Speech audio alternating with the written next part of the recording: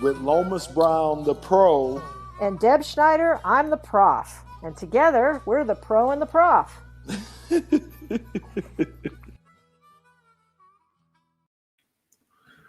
Never gets old. I know, Deb. I don't know what it is, but it just never gets. Ray did a great job with that. He really did. He really did, and it was kind of a joke when we put it together. Yes. Remember, he was like, "Leave that in there," and I was like, "Yeah," but it never gets old. It's the giggle. So how are you this morning? Yeah, it's a morning for people out there. It's a morning podcast for me and Deb. So yeah. So how are you this morning?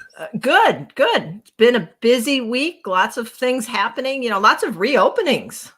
Yes, Deb. I'm glad to see that. I mean, again, we're still, folks, if you can't believe it or not, we're still in the midst of COVID. We've been going on, what has it been, a year and a half there? Year and a half, yeah. Yeah. Pushing 2 years with COVID, obviously.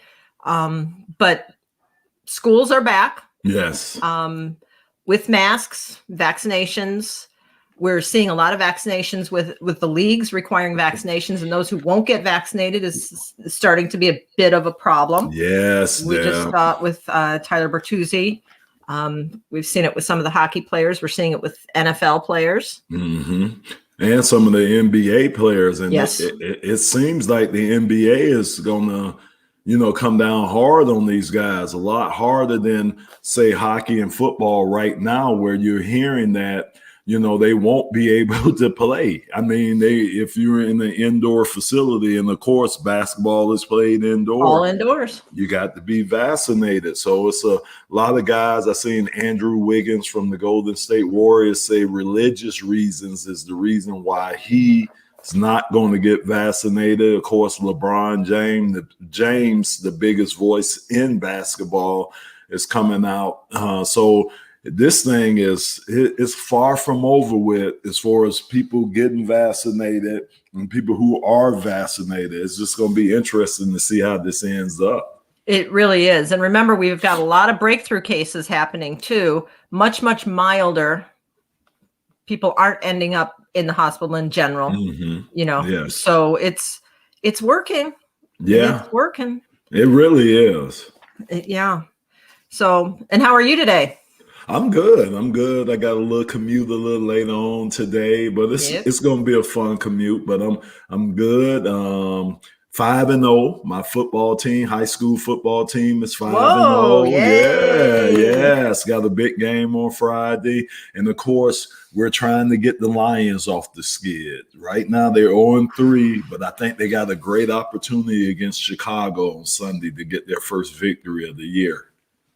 Okay, I shouldn't ask this, but what happened? Oh my good Deb, all I tell everybody is 66 yards. I'll just leave it at that. I've never seen a kick go that far before, man, but 66 yards. Dribbling in. Oh. It was heartache. Yeah.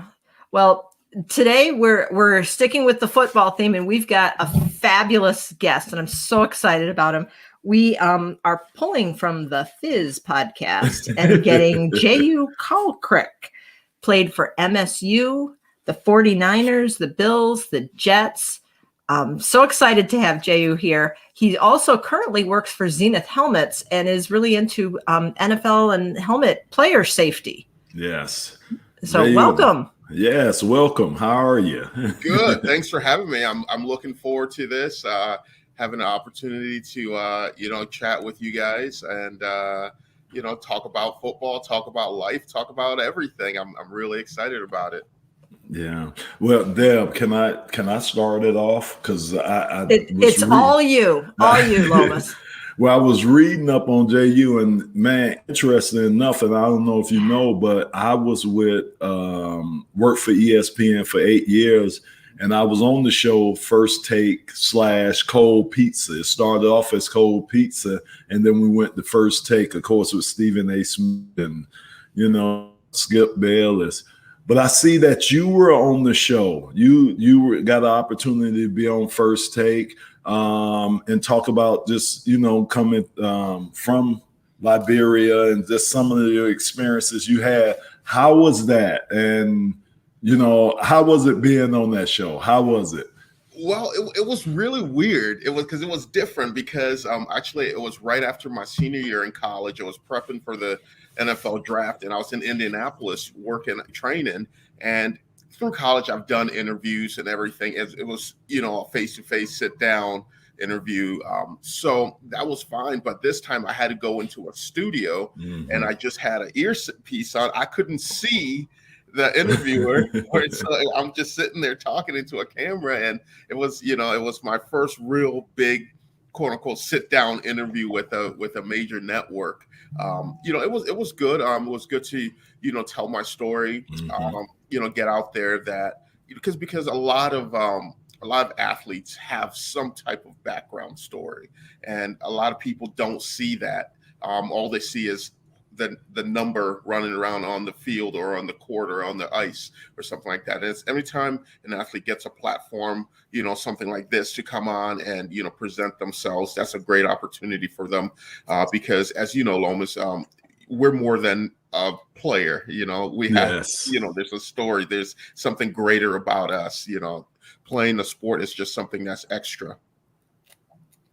I think that's a fabulous point. I know, Lomas, you come down and you do some talks, and whenever I meet with people who've heard you speak, it's all about where you came from. Yes. It's about being a trombone player, I believe, which is what people remember.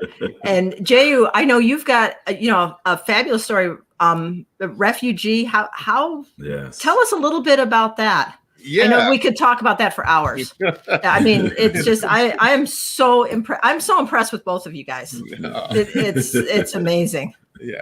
So my little quick background story is, I was born in Liberia, West Africa, and had a great childhood up until about age 7. My father, he was into politics there.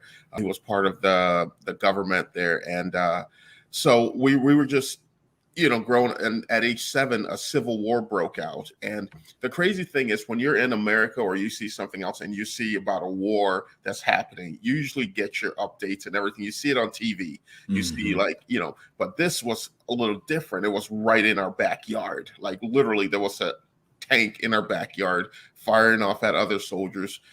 As kids, I saw some friends of mine that, just, a few days earlier were playing soccer in the park. They're toting guns because they're child soldiers now. And my family and I were walking refugee camp to refugee camp, miles and miles each day. Through that civil war, my father was assassinated in that war. And saw an adopted brother of ours from 10 feet away get shot and killed. So was in that war for a period of 2 years. And then after that happened, my mom was able to get my sister and I out of there, moved to a small town outside of Buffalo, New York.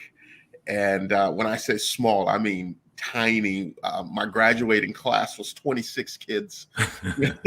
Wow. And this was a public school too. And we're actually the smallest public school in the state of New York that fielded an 11-man football team. Wow. Okay, call out for the school. Which school? It's called Clymer. Oh. Clymer. Yes. Yeah. Good name. New York. Yeah. Yeah. So and we played football there. And the only reason I got into football is because the school was so small. They didn't have a soccer team because I played soccer all the way through, and I just got into football in the 9th grade. And, because all my friends were going to football practice, I just got bored in the summertime, didn't have anything to do. So one day I pull up to the school, I talked to the coach, and I was like, Coach, and the only thing I knew about football was Terrell Davis was a running back, and he wore number 30. So I went into practice. I was like, Coach, I want to play. I want to be a running back. I want to be Terrell Davis, and I want to be number 30. He's like, well, you can be a running back. You can be number 30, but I can't promise you'll be Terrell Davis. So I was like, 2 out of 3 ain't bad. That's funny there. So that is interesting with all the little intricacies of football. Again, that's impressive to me how you picked it up so fast. You picked up the game of football so fast. And like I say, going from playing soccer and being in a foreign country to coming over to America and jumping into, America's favorite sport. How was that adjustment? I mean, how did you adjust that fast? And especially to the point where you got a scholarship to a D1 college? The adjustment, I think it was just really, I don't want to know how to phrase this in the night. I guess I just didn't know, and I was just out there having fun. And I think that's what made the adjustment easier. I didn't know like if I was good or if I was bad or anything like that. I knew I was out there. I was having fun with my friends. And that was the biggest thing there. And, it was a lot of adjustments, coming from Africa, coming to America itself overall, like simple things such as tonality. That was a huge adjustment, because people would say, oh, because in Africa, we joked around, and you're loud and boisterous. And then you come here, you have to tone things down, especially in school and everything like that. And, we were more physical with our friends, like if I go and, I slap you across the chest, that means I like you, And I remember getting in trouble back in like elementary school and stuff like that, hitting my friends and everything. And the teachers, well, you can't hit people.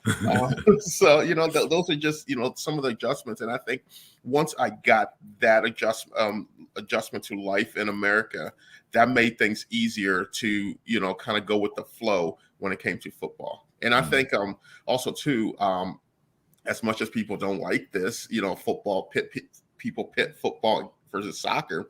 I think soccer was a huge benefit to me being successful in the game of football, especially being a running back. The footwork that I acquired in the game of soccer really helped with that adjustment and helped, I think set me apart in football.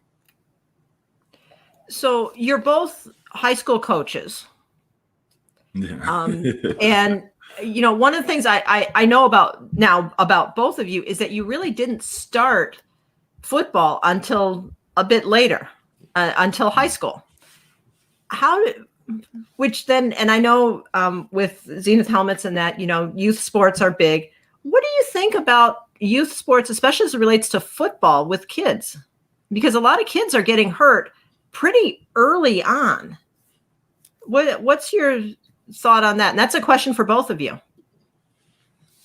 Lomas, you want to tackle that first? Well, yeah. I'm sorry, was it a hard question? Yeah, No. I think youth sports is huge. Yeah, you're right, Deb. And right now, and I don't know, maybe I'm wrong, but I knew a year or two ago, the numbers were down. Yes. Especially with the smaller kids, little leaguers and the smaller kids, the numbers were down. And of course, parents are concerned about that. Moms are concerned about their sons going out there and, possibly getting concussed. Right.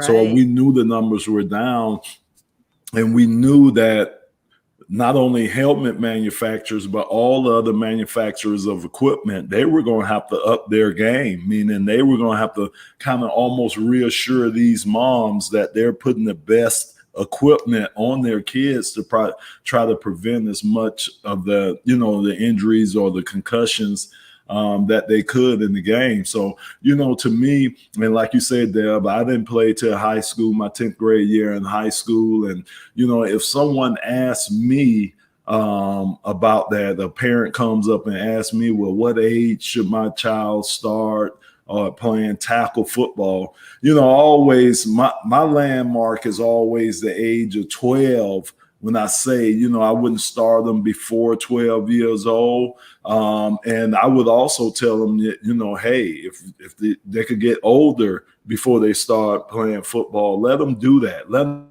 experience all the sports. Don't just zone them in on one sport or one particular position. Let them try everything, because you just never know, what else they might gravitate towards. So that's kind of like my baseline. And I know the equipment and everything has gotten a lot better since I left the game in 2002. So, Jehuu, what are your thoughts on that?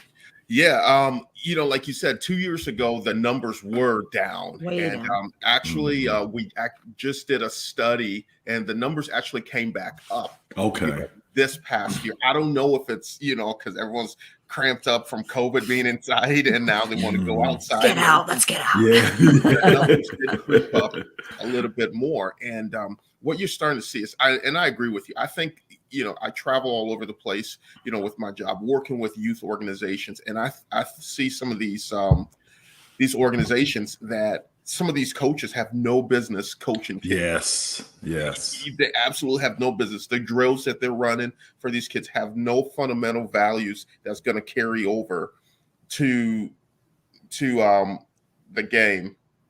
And so that's the thing. I don't understand that. And I agree with you, Lomas. I have no issue with a kid waiting till age 12 to play tackle football. You can play flag football. Yes. You can play, other things, develop the fundamentals for the game. That would be, the best bet. But right now, with the way that some youth levels are going, it's like they're not developing the kids. They're not developing any fundamentals with the kids. So they're just going out there banging heads. And that's the thing. But, you mentioned how far the helmets come, since you played in 2002, since I was done in like about 2012, it's come even a longer way. These helmet manufacturers, not just us, but all of them, really focusing on the technology that's going into the helmets. And that's huge. And I'm telling you, if you put one of these helmets on now, you'll be like, wow, it's like it's like riding a Cadillac versus you ask yourself, how can you get a concussion wearing this helmet? So that's the good thing, and that's what we need to be going to.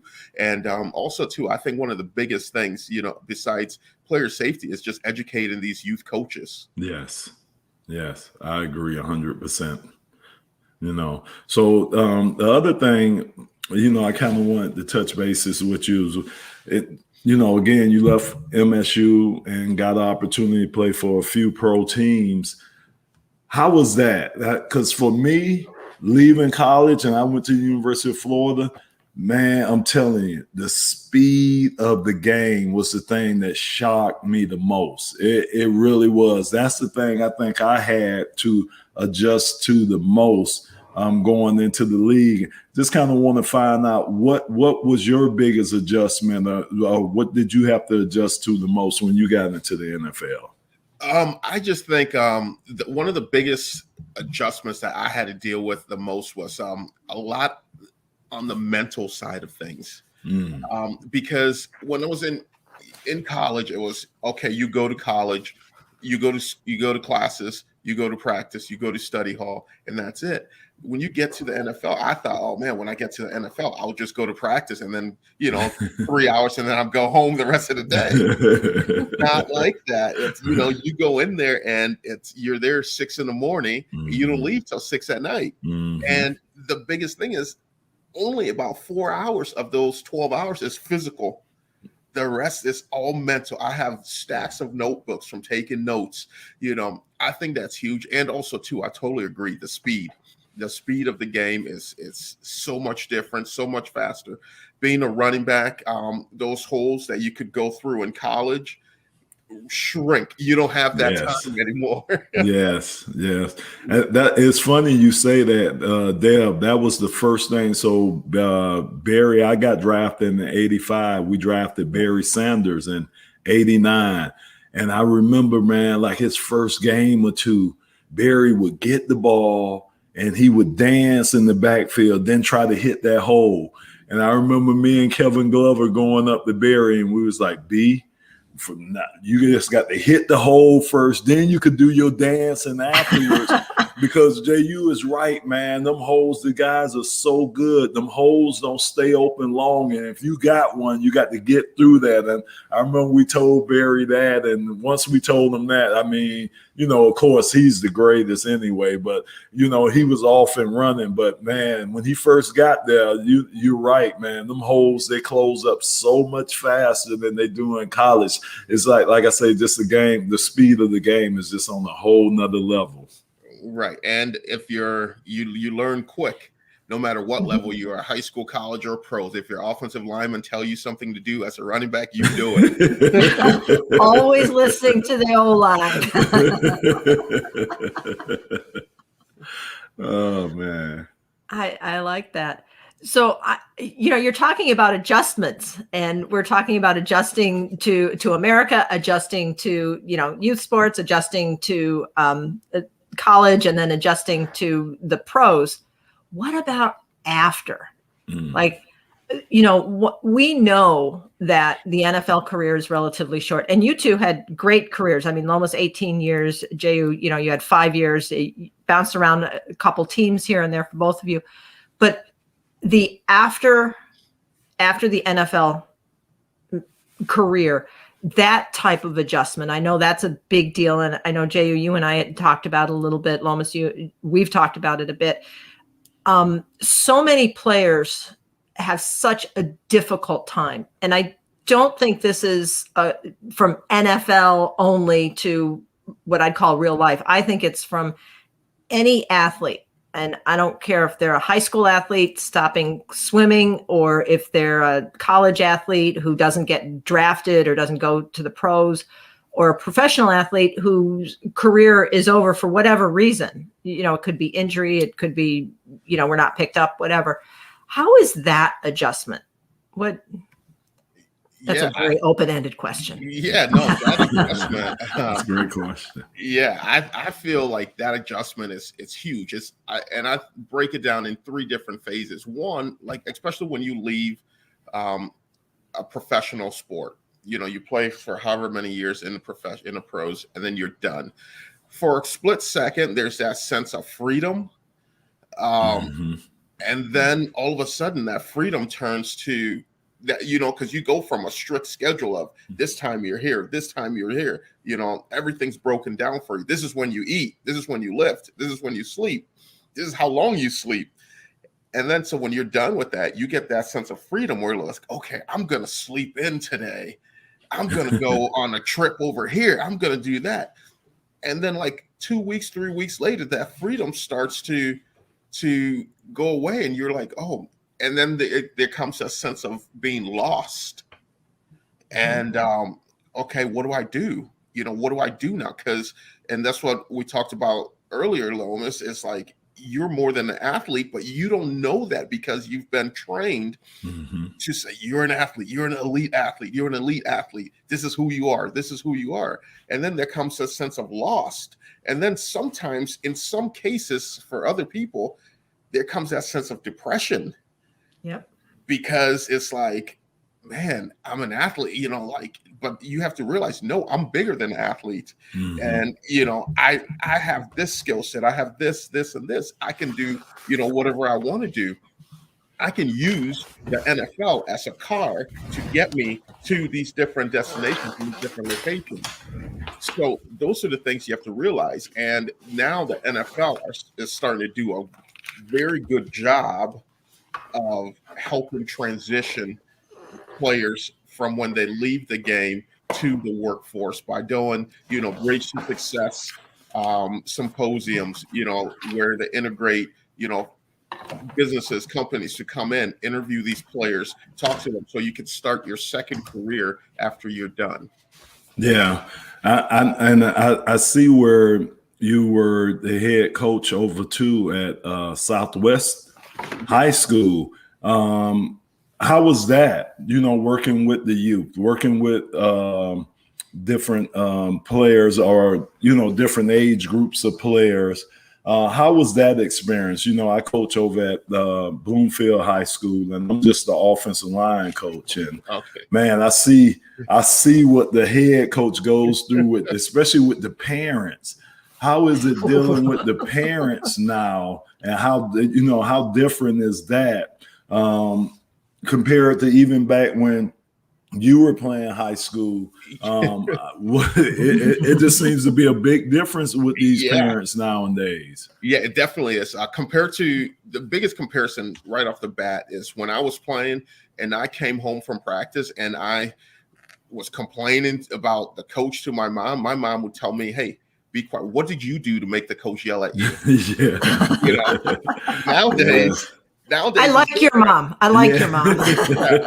you know, nowadays it's like the parents, they listen to the kids run the show, and it's like they coming back to, why isn't my kid playing? So my biggest thing that I did was, I get it. I treated that program like it was a college program, like it was a pro program, because my job as a head coach was to get you out, no matter what you wanted to do. If you wanted to be, if you want to go to college to be an architect, if you wanted to go to college to play football, you want to play any sports or whatever like that, my job was to get you ready for your next level. You know, I consider myself that way. I brought the parents in. I had parent meetings, told them my expectations. I told them expectations that I have for the kids. And I asked them, what do you expect from me?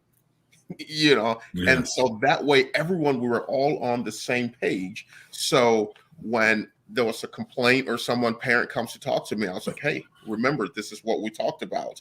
And everything was written down. And so they're like, yeah, okay.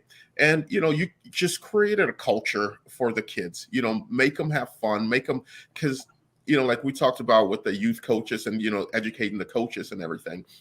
At the end of the day, this is a game these kids are playing. Yes. And I'm sure you will attest to this, Lomas. You've been in locker rooms with greats, you know, Barry Sanders, you know, all these guys that you played with.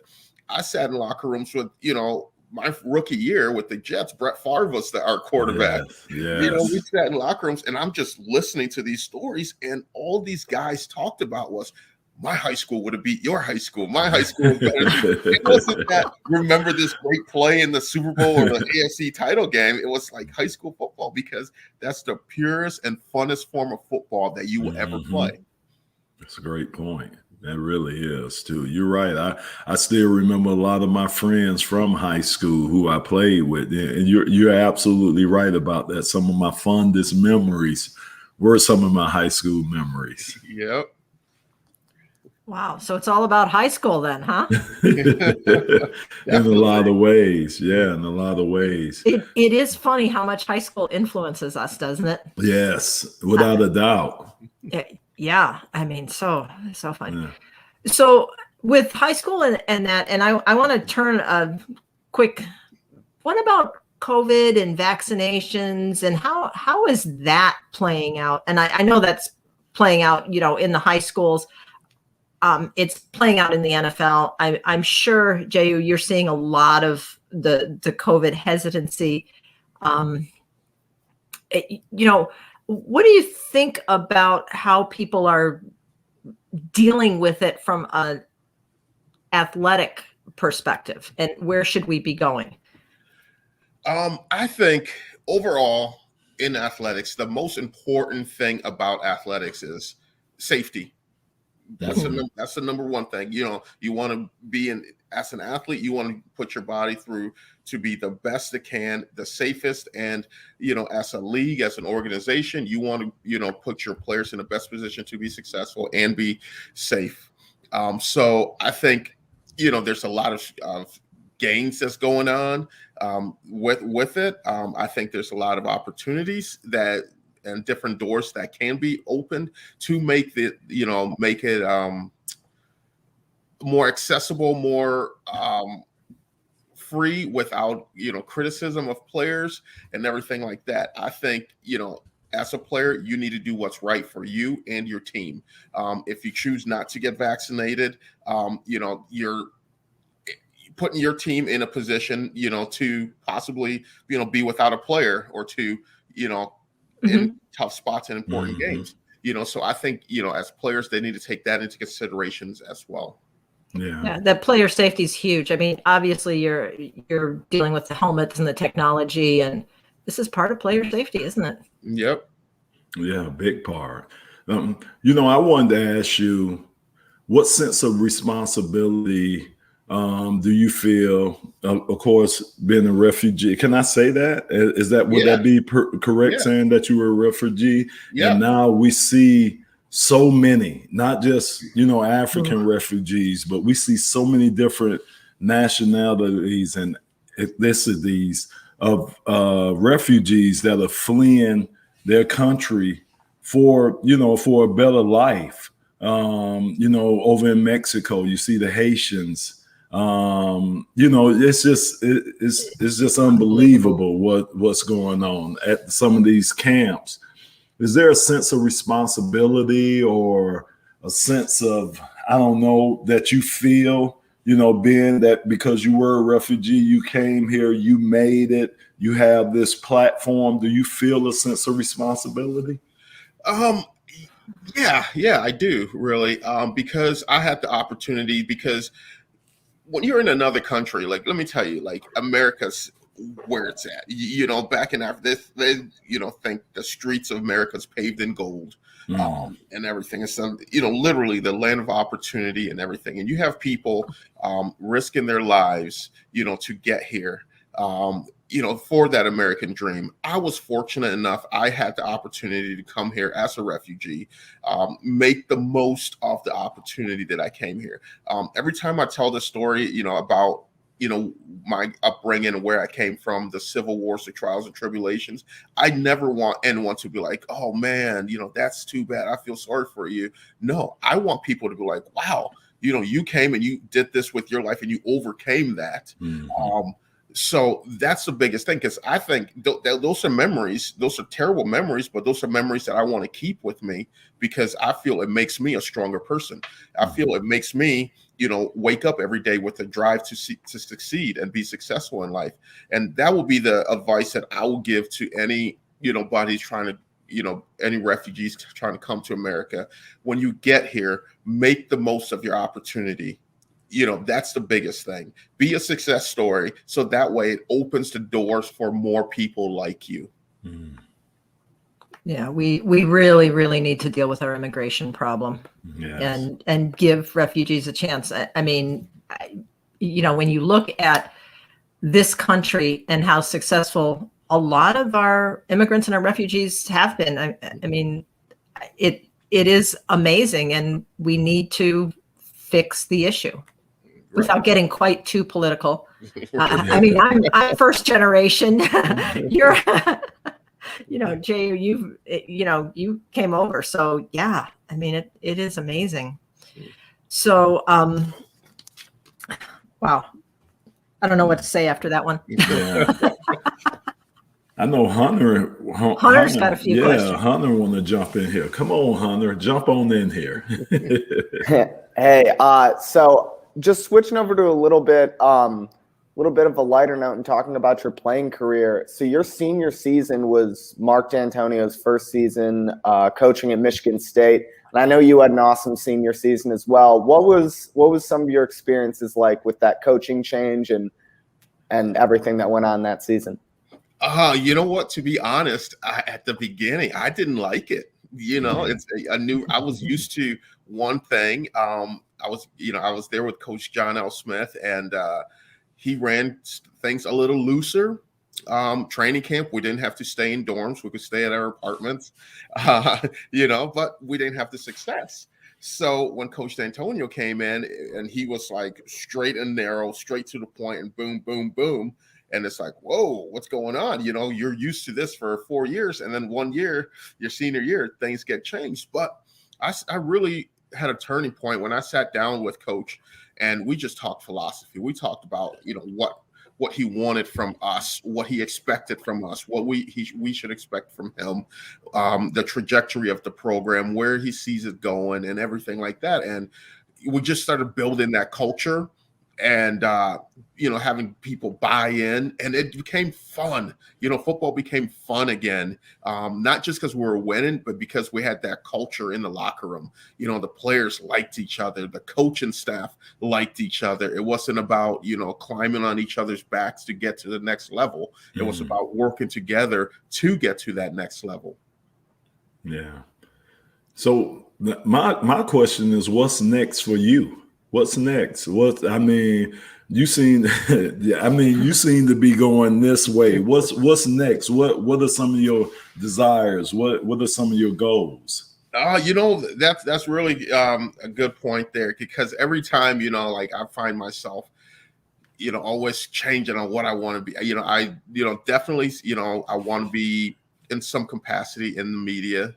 I love the game of football. I love sports. I want to be, talking about sports, educating people on sports, continue my public speaking, going around talking about my 3 topics: leadership, goal setting, and handling and overcoming adversity. So, those things are, things that are passionate to me, those things that are important to me. And I feel like I have a good platform and a good story that I can, inspire people. So I'm looking to you, Lomas, to get me on your show and, Okay. I got you. Maybe we could get the big fella show. Yeah, exactly. Yeah. Well, you've got a podcast too, which I know you're using, The Fizz. Tell us a little bit about The Fizz. Yeah, The Fizz is a podcast that it's part of the Champagne Athletic brand that this guy I work with, Frank Cerise, started. Is really taking fire. I'm just fortunate he had me jump on there with him, and we've been going. It's a sports show, but we keep it lighthearted. We talk about Detroit sports, Lions. We talk about Red Wings, Pistons. That's not a good thing. And we also throw my Buffalo Bills in there.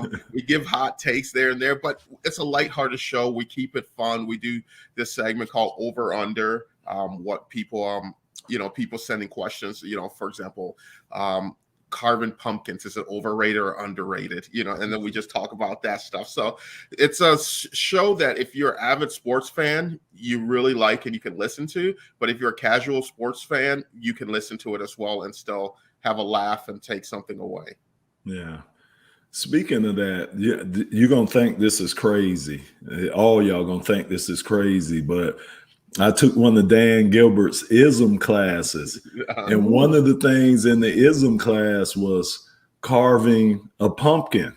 And you know how most people take the top off and they do everything from the top? Well, Dan said it was better to carve it from the bottom. Yep. And do everything, and it made it so much easier. And I was like,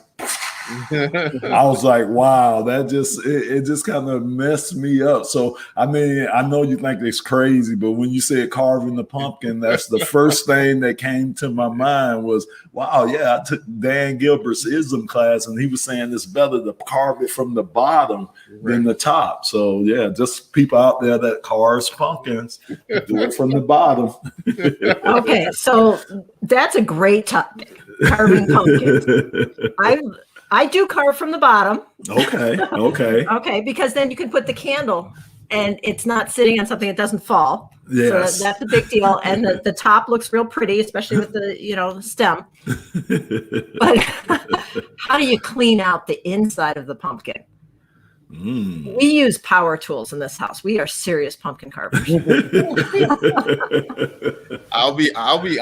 I have not carved a pumpkin probably since 4th grade. So. Okay, we are having a pumpkin carving party. Yes. Slaw pumpkin carving. See, Hunter, you never know what subject we're going to go off on. This started talking football and politics and ended up talking about carving pumpkins. Look at Ray. Ray is on top of it, too. Oh, yeah. Learn something new every day. Yeah. And that scraping, the scraping of the pumpkin so that you get the light shining through as opposed to just the carving. Did you talk about that? No, we didn't. We didn't talk about that. It was just strictly carving from the bottom. Well, Jehuu, I think you're going to have to get some pumpkins this year. I think so. That's funny. Okay, so any final thoughts on this? We've touched on a lot of topics, an awful lot of topics, and I've got a whole list of additional topics, but I know we're running out of time. So, final thoughts on, player safety, any of this? I got a question for Lomas. Ooh. Should have asked that first. When you played, it was the toughest of the tough. You had 2-a-days. I'm saying literally 2-a-days where you're padded up for 2 practices. When I played, it was like that, but not quite, as extent as when you played. You're going that 7 days, your body on, getting beat up. No time. Like camp was camp. Yes. And now when you see training camp now, the 5-day acclimation period without pads, no two-a-days, limited to only 4 joint practices, 5 hours. What are your thoughts on the way that it's going? Do you think it's protecting the players? It's making the game safer, or do you see, because what's happening now is you're seeing more injuries in the season now than you did back then? Do you think that's part of it? You're exactly right. And at first, my first thoughts was I was jealous at first, because I'm like, oh my goodness, if I could have practiced the way they practice now, I probably, instead of playing 18 years, I probably could have got me like maybe 21, 22 years, because I mean, you're so right. It's just amazing. And they only have 16 padded practices for the whole year.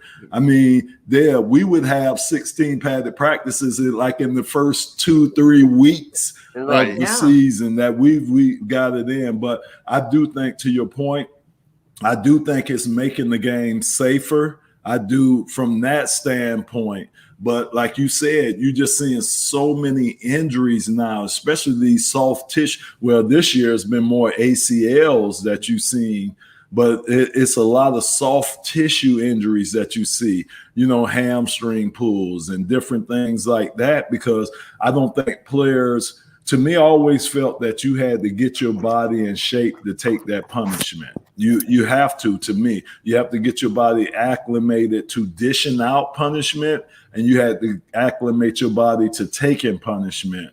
And that's what that period that we went through kind of allowed you to do. Like you say, these players don't get that opportunity to do that. So a lot of times their first real action is the game. Because practices are so scripted, practices are so protected. So I understand why the NFL adapted some of these rules and adapted some of these things that they're doing to protect the player. But I do think what it does is put a lot more responsibility on the player to make sure when he comes into camp that he's in the best physical shape that he can be in, so he can just jump, to get ready for the grind of the season. And like I say, a lot of times these guys don't get their first full contact until the game starts. So it would be different for me, to be honest with you, because I was a guy that always had to practice to play well. If I didn't practice well during that week, I didn't really play well in the game. So it would be a challenge for me these days to get myself ready for a game. Right. And also, too, do you feel, because I think with this new format, it kind of eliminates that journeyman, that guy who's on the cusp of making a roster that needs these practices to show himself, cutting preseason games to 3. Yes. Yep. Do you think that's going to take away from the game? Yeah, I think they're going to miss out on some talent. I think they're going to miss out on a player that could help them, because like you're saying, especially where they only have 3 preseason games to get themselves ready. Now, I see what a lot of teams are doing. Instead of playing their starters, a lot of times they're not even playing their starters until the regular season starts. But yeah, it puts a lot more onus on those players to show the coaches what they can do during practices. Because like you say, their opportunities in the game are limited. So I just think it might be a guy that slips through the crack that could be a good player that may not get that opportunity because of limited time. And they might miss out on a gem or two there. So, yeah, it's going to be a fine balancing act. And I think you put a lot more pressure on your player personnel people and your scouts to really get the people that fit your system or find that diamond in the rough. Yeah, I totally agree with you, because I think I know a lot of guys that, made the team, but look at a guy like Victor Cruz, he's a guy like Danny Woodhead. Yes. Those are guys that probably would have slipped through the cracks. But hey, we're not GMs. We're not Rodgers. We don't get paid the big bucks to do that. Right. Yeah. Well, it's interesting to see how the rules change, and how we're dealing with this. Deals with player safety, deals with so much. So before can I get one more sure. for Lomas? Yeah. So one thing that I got to ask you, because I felt like before the 2010 lockout, that the guys, the former players, that played earlier, like you and everything like that, were in a way mistreated. You might not agree with, but this is just what I felt, and some of my other colleagues felt this way too. And that's one of the reasons that the lockout happened, is for these benefits for the guys who paved the way to create the game this way, that it is now. Do you feel now that, with all the CBA, and now you're starting to see more and more Legends community events that's taking place, to honoring the past and everything like that? Do you feel that the game is shifted and these older guys are getting their flowers now and, getting their respect? Not like they should, not like we should. I think it's gotten better, but there's so much more that can be done to help guys. When I came out my last year in 2002, we had a great entry program, meaning for the rookies coming in. They had the rookies symposium. They had all these things for rookies coming in, but they didn't have anything for the veterans that were transitioning out of the game. Right. Now they're starting to put more things into place. But I think the biggest thing for us veterans now is, when you come in the NFL and you leave the NFL, you got lifetime medical. It's not, when I came out, your medical only lasted for 5 years after you were out the game, then you were done. And as you know, the older you get, the more problems you start developing. That's when you really need, the Medicaid, the medical. That's when you need all these support programs. And I think they've gotten better. But if I compare it to the NBA, where all their former players now, they have lifetime. They came in and they put that into place where all the NBA players that played the game before, they get lifetime medical. Something like that needs to be done for the NFL. They need to start as far as the concussions. They need to bring that bar down. The bar is set so high for you to qualify to get compensations for concussions. I think that bar needs to be brought down. And Deb, we talked about the how they rated black players compared to white players. And we're going to be doing a full podcast on that. Yes, which was so very unfair for that to happen. And the NFL kind of got caught with their hands in the cookie jar about that. So it's a lot of things that have gotten better. But I do think they need to keep raising the bar and making things better for, like you say, the guys that paved the way, the guys even before when I got there, the guys back in the 70s and the 60s, those guys, they need to be, that homage need to be paid to those guys, because those guys really, like you say, got the game to where it is. And now the game is just continuing to be just the greatest sport, I think, out there. So yes, it's a lot of things that they can continue to do to kind of help former players. Okay, I'm being told to wrap it up, but I've got another question for both of you guys. You're talking about the transitions, you're talking about the players, player safety, everything. That's all contained in the CBA, in the collective bargaining agreement. And that affects you. What do you think about the and this is probably, Ray's going to kill me. This is probably the biggest question. How does that CBA, yep, there he is. How does that CBA work? What do you think about? Because it was really pretty controversial. It's a 10-year CBA that we have now. And that affects retired players. That affects exactly what you're talking about, Lomas.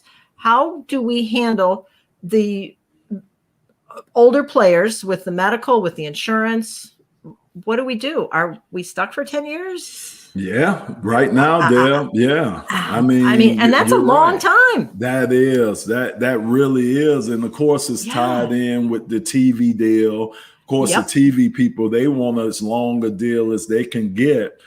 Because it benefits them. But you're exactly right. You know, again, you can't revisit this. So by the time they go back to revisit this, I'm 58 right now. So I'll be primed into my 60s when they come back to revisit that. So and then unfortunately, a lot of guys that are here now won't be here to get some of those benefits that may come along the way. So, you know, me being an older player and finishing in 02, yes, I just think the terms of it is too long. Jay, what do you think of being a guy that's just got out the game not too long ago? You know, I'm being a guy that got out, but I'm always still looking out for the guys that paved the way for me. I think in this CBA here, the players lost. Yes. I think we made a rush to judgment.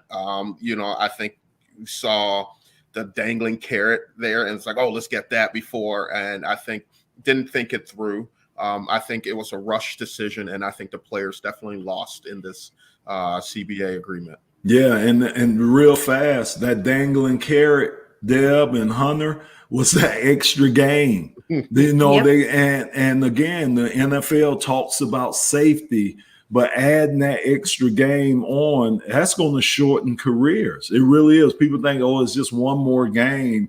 You know, why would that make such a big difference? You'll see. It's going to make a big difference just adding that one more game. And that was that dangling carrot that Jehuu talks about that they had sitting up there telling these players they're going to make so much more money. But again, the owners, they're the ones that really benefit. The owners in TV, they're the ones that really, really benefit from having that extra game. Absolutely. I think it's, you know, I'm going to go full prof here for for a second, but the CBA becomes so incredibly important, and that's that collective bargaining agreement. And if it's not negotiated well, or, you know, and that it was very controversial. I mean, it was almost a 50-50 split on this. So, okay. Now we have to have second final thoughts. Those are notes from our producer. Ray. Notes from our producer.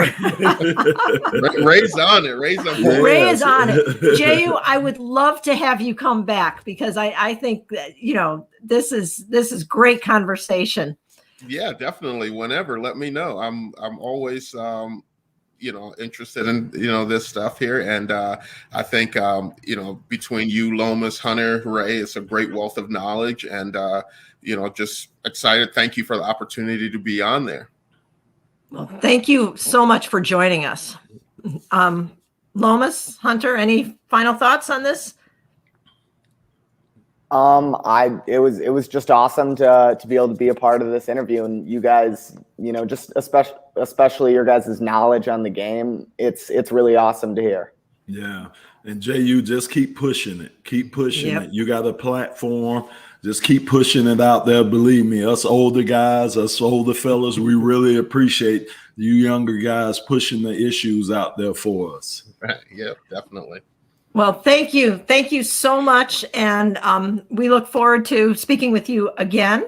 And for all of our listeners, you know, send in those questions and check us out on SoundCloud, check us out on Spotify, check us out on our Facebook page and sportslaw.com.